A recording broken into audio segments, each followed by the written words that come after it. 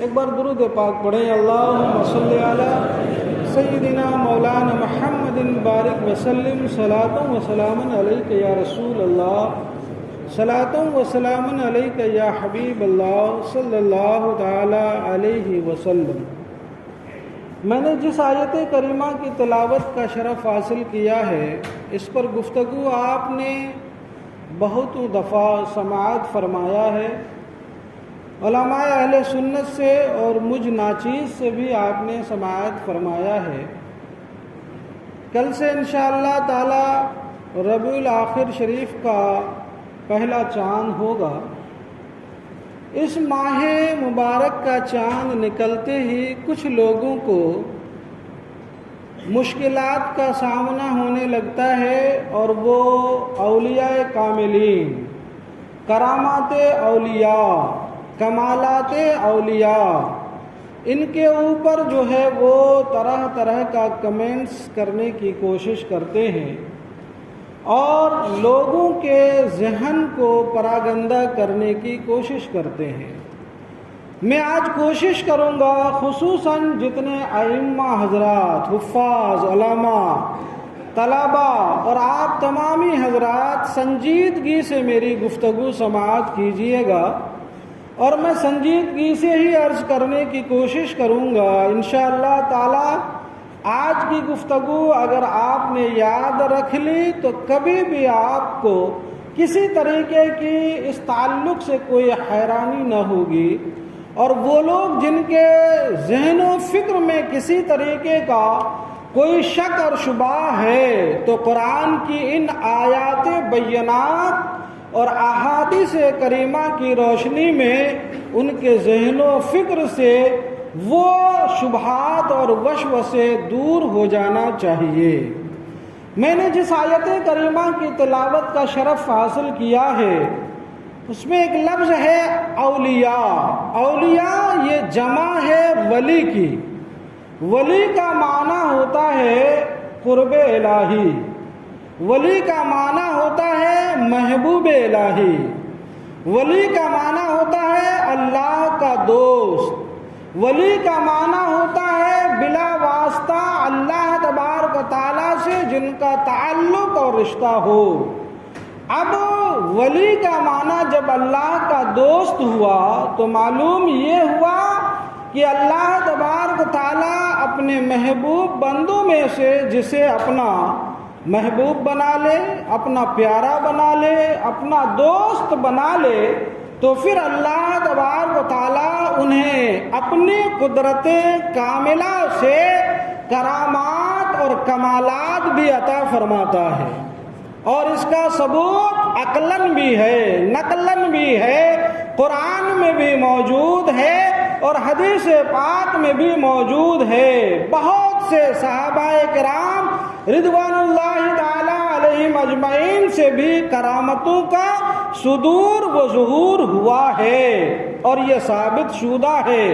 عقلاً تو ولیوں کی کرامت اس لیے ثابت ہے کہ جو اللہ کا دوست ہوتا ہے، اللہ کے اس دوست سے اگر کوئی خارق عادت کام ظہور پذیر ہوتا ہے تو اس میں اللہ کی قدرت شامل ہوتی ہے، اور اللہ تبارک و تعالیٰ خود بھی قرآن میں ارشاد فرماتا ہے ان اللہ علی کل شیء قدیر، اللہ ہر چیز پر قادر ہے۔ تو اللہ اس بات پر بھی قادر ہے کہ اپنے دوستوں میں سے کسی دوست کے ہاتھ سے خارق عادات کام اور کمال کو ظاہر فرما دے، سبحان اللہ۔ اور نقلاً اس لیے کہ نقل یعنی قرآن میں ثبوت موجود ہے اور حدیث میں بھی ثبوت موجود ہے۔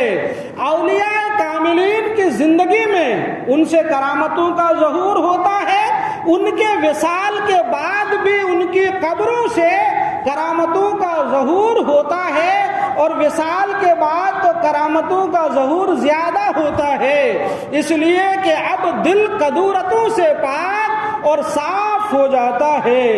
آئیے ذرا آپ ملاحظہ کیجئے قرآن پاک میں کرامتوں کا ثبوت کیوں کر اور کس طرح ہے۔ حضرت مریم رضی اللہ تعالی عنہا کا نام नाम किसने नहीं सुना।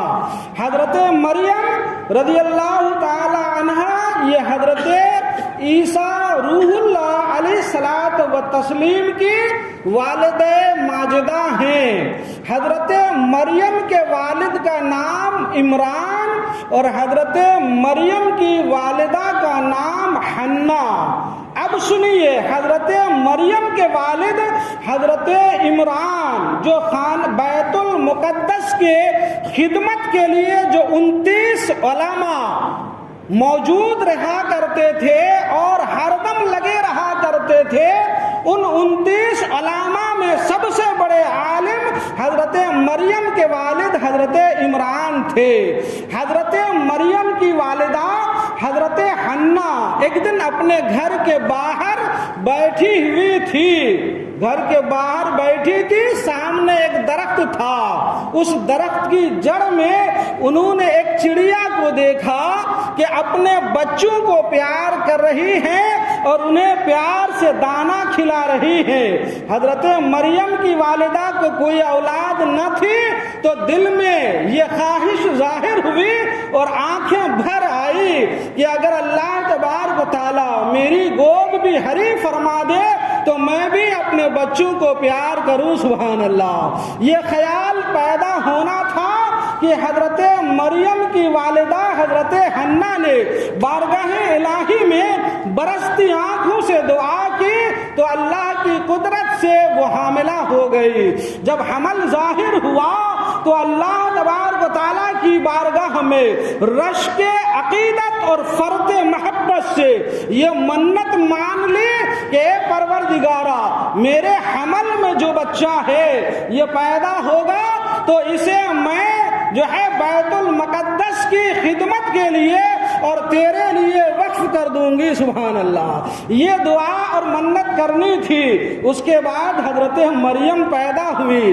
जब हजरत मरियम पैदा हुई तो हजरत मरियम की वालिदा हन्ना ने बड़ी अफसुर्दगी का इजहार करते हुए अर्ज किया, मौला तुझे मालूम है कि मैंने मुअन्नस यानी लड़की जना है, ये भला क्यों कर खिदमत करे। ये भी कुरान में मौजूद है। अल्लाह ने फरमाया, ए हन्ना मैं जानता हूं कि तूने क्या तवल्लुद किया है, तुझसे क्या जो है पैदा हुआ, इसे तुम जो है वक़फ़ कर दो। अलगरज हजरत मरियम के पैदा होने से पहले हजरत मरियम के वालिद इंतकाल कर चुके थे। अब जो उलमा वहां मौजूद थे, हजरत मरियम अपनी बच्ची को लेकर बैतुल मुकद्दस पहुंचने के बाद इस बच्ची को उन उलमा के हवाले किया तो सब के सब हजरत मरियम के वालिद की वजह से ये इजहार शौक किया कि इसकी परवरिश मैं करूंगा, इसकी तरबियत मैं करूंगा। उन्हीं में हजरत ज़करिया अलैहिस्सलाम भी थे जो हजरत मरियम के खालू लगते हैं। हजरत ज़करिया ने कहा, नहीं इनकी खाला मेरी निकाह में है, इसलिए इनकी तरबियत का हक मुझे है।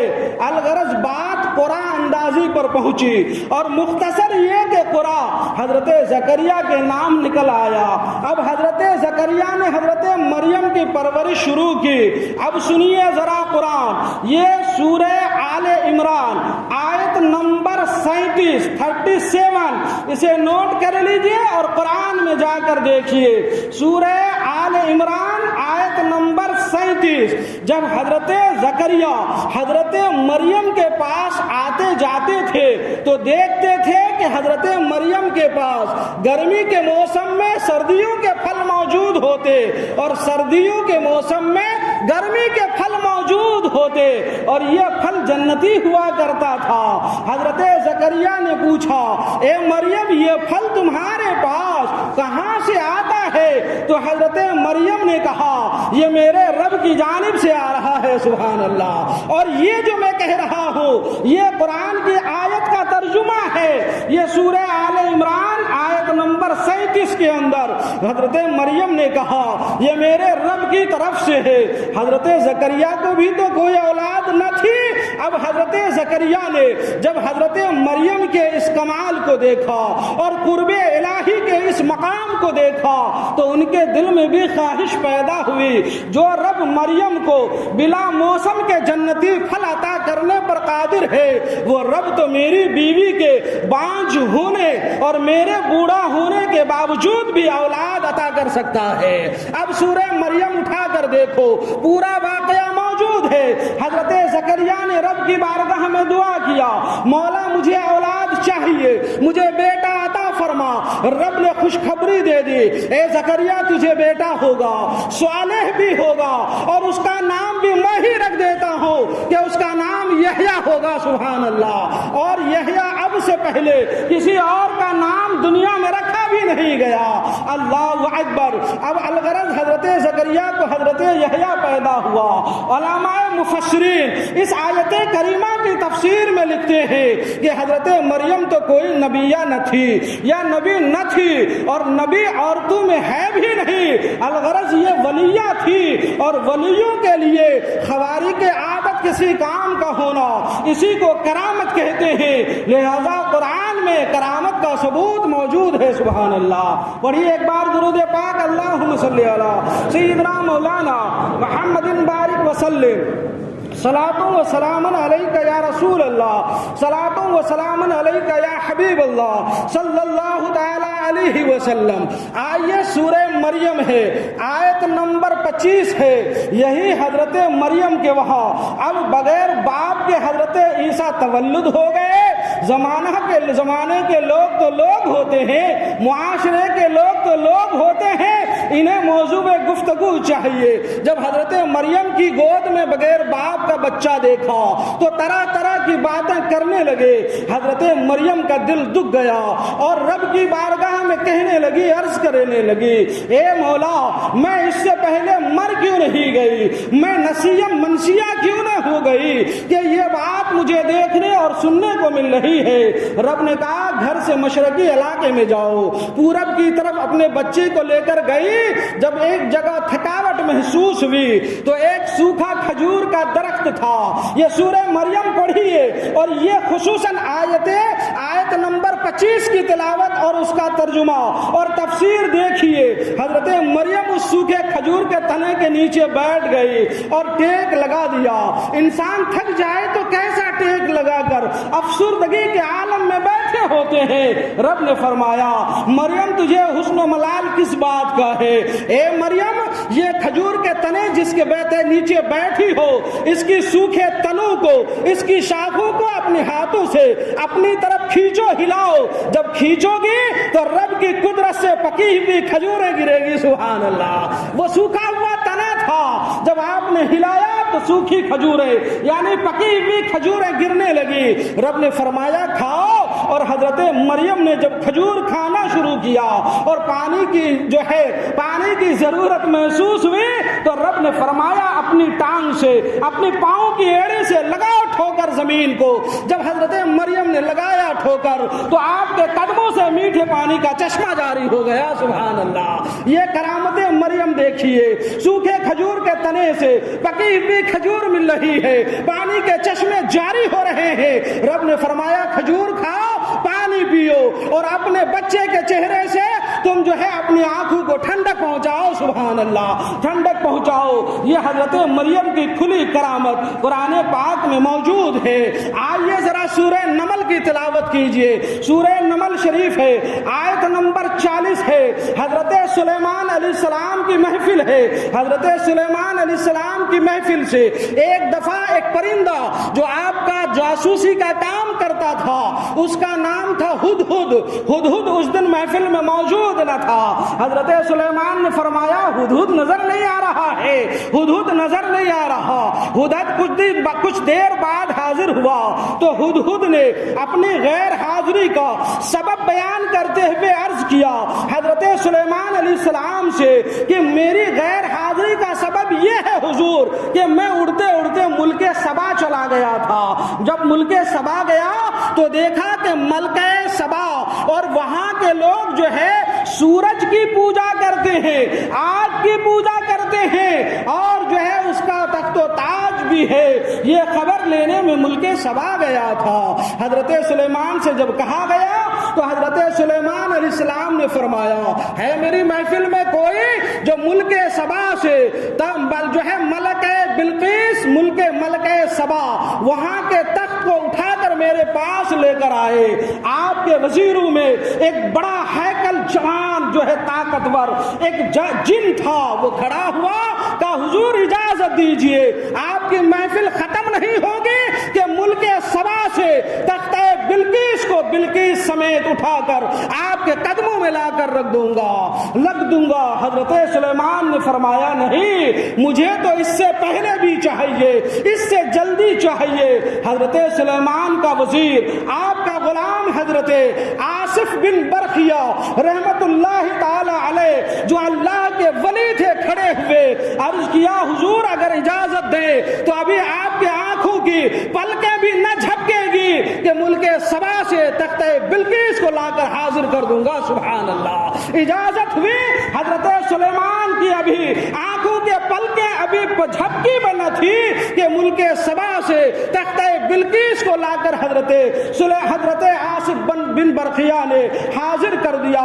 تمام مفسرین اس بات پر متفق ہیں کہ یہ حضرت آصف بن برخیہ رحمت اللہ تعالی علیہ کی کھلی کرامت ہے جس کا ذکر سورہ نمل آیت نمبر 40 کے اندر خود رب تبارک و تعالی بیان فرما رہا ہے. اگر کوئی کرامات اولیاء کا انکار کرتا ہے تو ہم اہل سنت والجماعت کا یہ عقیدہ ہے کہ وہ بد مذہب ہے, وہ گمراہ ہے, وہ راہ حق سے بھٹکا ہوا ہے. ولایت اور کرامات اولیاء قرآن میں موجود ہے اور اس کے علاوہ بھی آیتیں موجود ہیں. اور اب آگے دیکھیے, میں آپ کے سامنے ایک دو حدیث پاک عرض کرنا چاہتا ہوں. ایک بار درود پاک پڑھی, اللہم صلی علی سیدنا مولانا محمد بارک وسلم صلاۃ و سلام علیک یا رسول اللہ صلی اللہ تعالی علیہ وسلم. علماء نوٹ کیجئے گا, بخاری شریف ہے, جلد اول ہے, حدیث نمبر 1351 ہے. بخاری شریف جلد اول حدیث نمبر 1351 ہے. حضرت جابر رضی اللہ تعالی عنہ کا نام آپ نے خوب سنا ہے. آپ کے والد گرامی جن کا نام حضرت عبداللہ تھا, حضرت عبداللہ کا کمال دیکھیے, آپ کا ذرا علم غیب دیکھیے. اللہ اکبر. آپ نے اپنی موت سے پہلے اپنے بیٹے کو اپنی موت کی خبر بھی دیا, کس نوعیت میں موت ہوگی وہ بھی بتایا, اور اپنے حسن خاتمہ کی بھی خبر دیا. سبحان اللہ. کہ میرا خاتمہ بالخیر ہوگا. بخاری شریف کی حدیث پاک حضرت جابر رضی اللہ تعالی عنہ بیان فرماتے ہیں کل جنگ احد ہونی ہے, آج کی ہی رات میرے والد گرامی حضرت عبداللہ نے مجھے بلوایا اور بلا کر ارشاد فرمایا, اے جابر سنو, مجھے لگتا یہ ہے کہ کل میں حضور صلی اللہ تعالی علیہ وسلم کے صحابہ میں سب سے پہلے شہید ہونے والا انسان ہوں. اور سن لو اے جابر, سن لو, اللہ کے رسول کے بعد میرے نزدیک تم سب سے زیادہ پیارے ہو, لہذا تم اپنی بہنوں کے متعلق سے, اپنی بہنوں کے خیر کے متعلق سے میری وصیت کو یاد رکھنا, اور میرے اوپر جو قرضے ہیں میری طرف سے میرا وہ قرضہ ادا کر دینا. حضرت جابر کا قرضہ رسول اللہ نے کھجور کی ڈھیر کے پاس بیٹھ کر تشریف فرما کر لوگوں کو قرضے ادا فرمائے, وہ ایک الگ حدیث پاک ہے. سنیے, یہاں حضرت عبداللہ اپنی موت کی خبر دے رہے ہیں, حسن خاتمہ کی خبر دے رہے ہیں, کس طرح دنیا سے جائیں گے اس کی بھی خبر دے رہے ہیں. اب حضرت جابر فرماتے ہیں دوسرے دن جب جنگ احد ہونا شروع ہوئی تو جنگ احد میں سب سے پہلا شہید ہونے والا میرے بابا حضرت عبداللہ تھے. سبحان اللہ. حضرت عبداللہ تھے. میں نے ان کے قرضے بھی ادا کیا اور اپنی بہنوں کے ساتھ حسن سلوک بھی فرمایا. یہ کون فرماتے ہیں؟ یہ امام بخاری فرماتے ہیں. اس کو بخاری میں نقل کرتے ہیں, جلد اول میں نقل کرتے ہیں اور حدیث نمبر 1351 لگاتے ہیں. اور آگے سنیے, ایک بار درود پڑھی, اللہم صلی علی سیدنا مولانا محمد بارک وسلم صلاۃ و سلام علیک یا رسول اللہ صلی اللہ تعالی علیہ وسلم۔ حدیث کی بہت مشہور کتاب ہے، مشکات المصابیح ہے، جلد نمبر 2 ہے، حدیث نمبر 5949 ہے، 5949 ہے۔ یہ ہم کو بتانے کی اتنی ضرورت نہیں ہوتی، لیکن آج کل جو ہے باتیں کچھ ایسی چلی ہوئی ہے اور لوگ کہتے ہیں کہ بس بیان کر دیا، اس لیے میں یہ سب بیان کر رہا ہوں۔ اس مہینے میں کچھ لوگوں کو کھجلیاں پیدا ہونے لگتی ہے، کبھی حضور سرکار غوث پاک کی شان میں، کبھی حضور خواجہ غریب النواز کی شان میں، کبھی اولیاء کاملین کی شان میں الٹی سیدھی بکواس کیا کرتے ہیں۔ اس لیے ان تمام بکواسوں کا یہ جواب ہے۔ مشکات المصابیح ہے، جلد 2 ہے، حدیث نمبر 5949 ہے۔ اب سنیے ذرا، حضرت سفینہ رضی اللہ تعالی عنہ، حضور کے بڑے چہیتے صحابی حضرت سفینہ رضی اللہ تعالی عنہ خود ہی فرماتے ہیں کہ ملک روم کی سرزمین روم میں، میں سرزمین روم میں لشکر اسلام کے ساتھ جنگ میں جا رہا تھا کہ اچانک لشکر اسلام سے میں بچھڑ گیا، اچانک جو ہے لشکر اسلام سے میں بچھڑ گیا۔ جب بچھڑ گیا تو لشکر اسلام کی تلاش میں لگ گیا، میں انہیں تلاش کرتے ہوئے جب کچھ آگے نکلا تو اچانک دیکھا کہ جنگل سے ایک شیر نکل کر میرے سامنے آ گیا۔ اللہ اکبر! وہ اچانک شیر نکل کر میرے سامنے آنا تھا تو میں نہ گھبرایا نہ ڈرا۔ اللہ تو خود ہی قرآن میں فرماتا ہے جو اللہ کا دوست ہوتا ہے انہیں کسی بات کا کوئی خوف نہیں ہوتا، حزن و ملال نہیں ہوتا۔ کیوں؟ اس لیے کہ یہ ایماندار ہے اور ڈرنے والے اللہ سے ہیں، کہ یہ سبحان اللہ، اللہ سے ڈرنے والے ہیں۔ فرماتے میں نے شیر کو مخاطب کر کے کہا، انا مولا رسول اللہ صلی اللہ تعالی علیہ وسلم، اے شیر کان کھول کر سن لو، میں رسول اللہ کا غلام ہوں، میں رسول اللہ کا غلام ہوں، اور میری حالت ایسی ہے، میری حالت ویسی ہے، خبردار کان کھول کر سن لینا۔ میں نے جو ہی یہ کہا تو شیر نے اپنی دم ہلاتے ہوئے میرے قریب آ کر کھڑا ہو گیا، اور جب میں راستہ چلنے لگا تو میرے ساتھ ساتھ چلنے لگا۔ جب کسی طرف سے کوئی آوازیں آتی تو وہ مجھ سے دور ہٹ کر تھوڑا کنارے ہو جاتا اور پھر میرے ساتھ ہوتا۔ الغرض میرے ساتھ چلتا رہا حتیٰ کہ میں لشکر اسلام سے جا کر مل گیا، تب وہ شیر وہاں سے پلٹ کر جنگلوں کی طرف چلا گیا۔ گویا حضرت سفینہ رضی اللہ تعالی عنہ کو راستہ وہی شیر دکھا رہا تھا۔ یہ حضرت سفینہ کی کرامت تھی، یہ حضرت سفینہ رضی اللہ تعالی عنہ کی کرامت تھی۔ یہ کرامت احادیث میں کثرت سے احادیث وارد ہے، اور صحابہ کی ڈھیروں کرامتیں احادیث کے کتب میں موجود ہے، سبحان اللہ۔ لہذا کوئی یہ نہیں کہہ سکتا کہ اولیاء کی کرامتوں کا ثبوت نہیں ہے۔ اگر کوئی انکار کرتا ہے تو یقیناً وہ بد مذہب و گمراہ ہے۔ ایک بار درود پاک پڑھی، اللہم صلی علی سیدنا مولانا محمد بارک وسلم، صلاۃ و سلام علیک یا رسول اللہ، صلاۃ و سلام علیک یا حبیب اللہ صلی اللہ تعالی علیہ وسلم۔ لیکن جو اللہ کے ولی ہوتے ہیں وہ صرف کرامتیں نہیں دکھاتے ہیں، جو اللہ کا دوست ہوتے ہیں وہ صرف کرامتیں نہیں دکھاتے ہیں، بلکہ احادیث سے یہ بات واضح روشن جو ہے سورج کی طرح واضح اور روشن ہے کہ اللہ کا ولی کون ہوتا ہے؟ جو نوافل کے ذریعے، نمازوں کے ذریعے، زہد و تقوی کے ذریعے، ورع کے ذریعے، ریاضات کے ذریعے اور جو ہے عبادات کے ذریعے اللہ کا قرب حاصل کرتا ہے۔ اور جب اللہ کا قرب حاصل کرتے کرتے اللہ کا اتنا قریبی ہو جاتا ہے کہ اب رب کائنات ارشاد فرماتا ہے کہ میں اس بندے کا ایسا قریبی دوست بن جاتا ہوں کہ اب وہ اپنی زبان سے کہہ رہا ہوتا ہے اور اس کی باتوں میں میری مدد شامل حال ہوا کرتی ہے، ہاتھوں ہاتھوں سے اشارے میرے دوست کا ہوا کرتا ہے اور اس میں قدرت میری شامل ہوا کرتی ہے، میری مدد شامل ہوا کرتی ہے۔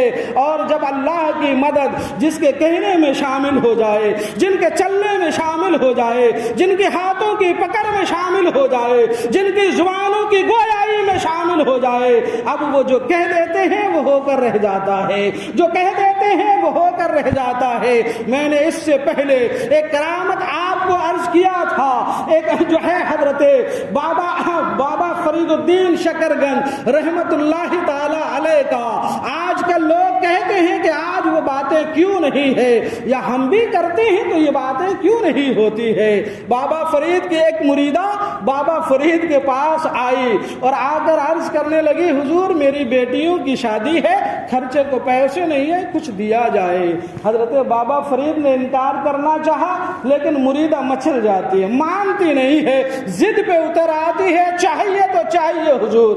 حضرت بابا فرید نے کہا اچھا جاؤ باہر، میرے حجرے کے باہر ڈھیلے پڑے ہوں گے، ذرا ڈھیلے اٹھا کر تو لاؤ۔ وہ مریدہ گئی، ڈھیلے اٹھا کر لائی، حضرت بابا فرید کے ہاتھ میں دیا۔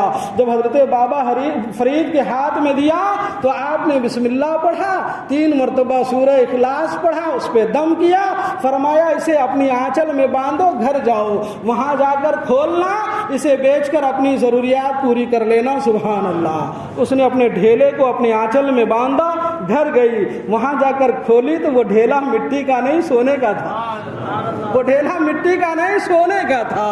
اب اس مریدہ کے دل میں بھی مکر و فریب پیدا ہوا کہ آج تو نسخہ ہی مل گیا ہے، میرے پیر صاحب نے 3 بار سورہ اخلاص پڑھ کے مٹی کے ڈھیلے کو سونا بنا دیا، اب پیر صاحب کے پاس جانے کی ضرورت کیا ہے، اب میں یہیں دم کروں گی اور مٹی کے ڈھیلے کو سونا بناتی رہوں گی۔ اب اس نے وضو کیا، غسل کیا، نہایا دھویا، عطر خوشبو بڑی تیاری کی اور سارے ڈھیلے لے کر آئے اور اب پڑھ پڑھ کے دم کرتی ہے، وہ ڈھیلا مٹی سے ریت نہیں بن رہا ہے تو سونا کہاں بنے، پریشان حال۔ واپس اپنے مرشد کے پاس گئی کہ حضور آپ نے پڑھا تو ڈھیلا مٹی سے سونا ہو گیا، میں پڑھ پڑھ کر تھک گئی ہوں، یہ ڈھیلا مٹی سے ریت نہیں بن رہا ہے۔